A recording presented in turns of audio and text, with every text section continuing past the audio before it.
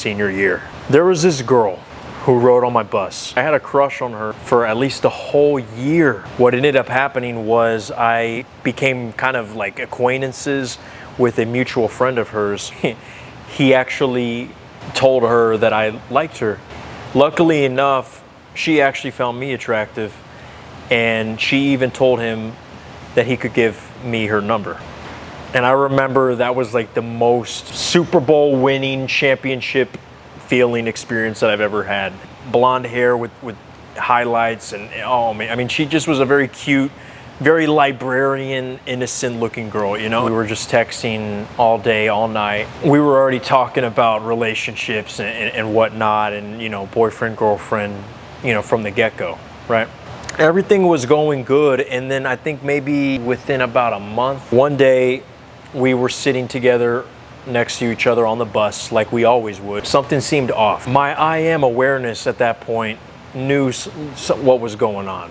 Once we were about to get to her stop, I decided like I wanted to break the ice, and I asked her like, okay, so something seems off, just tell me what's wrong. I don't really feel attracted to you. I think this is not gonna work out. She ended up saying, but we could still be friends. The cool thing is that I had the balls and I told her straight up, yeah, I'm not really cool about the whole friend thing. It was nice knowing you.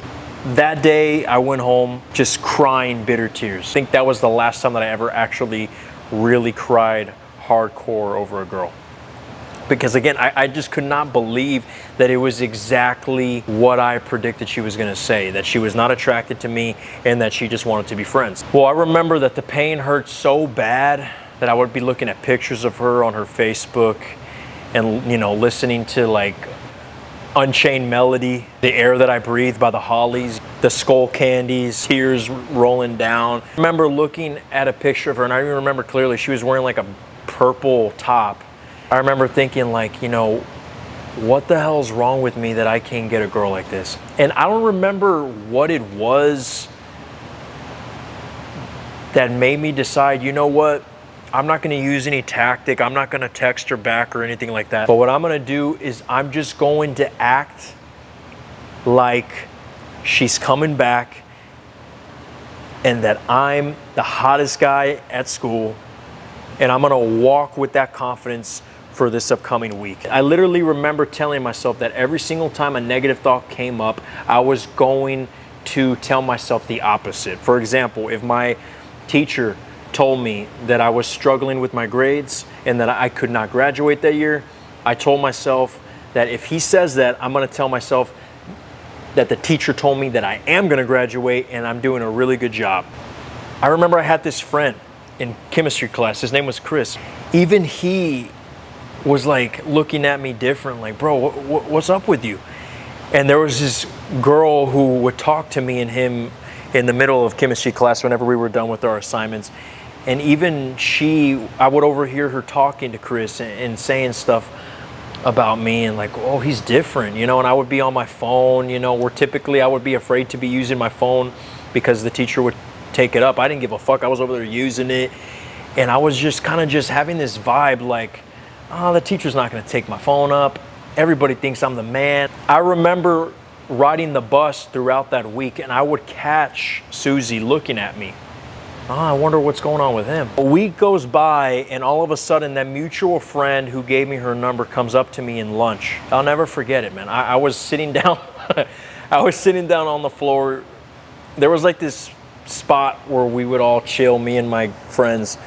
It was like under the stairway, which was like in front of the bathrooms. Homeboy came up to the campfire, so to speak, and he's like, hey, yo, Susie wants to talk to you. And I remember just going, okay, bet. I am awareness was like, bro, the old Dallas would have been jumping for joy thinking, what do you mean Susie wants to talk to me? Like, what? But I was so fucking like in that positive mindset. Because remember, I kept telling myself, every negative thing is positive. Just think the opposite, think the opposite. And I go up to her all casual and I'm just like, what's up, Susie? So Billy told me he wanted to talk to me. Have you checked your phone? What do you mean? Changed my number around the time that she friend zoned me. And I was like, oh no, I changed my number, blah, blah, blah, blah, blah. Well, here you go. And there I am standing with like 5 minutes left till the bell. and I'm reading the message. Dallas, I'm sorry. I know you probably don't want anything to do with me. I just want to say that I did not mean what I said at all.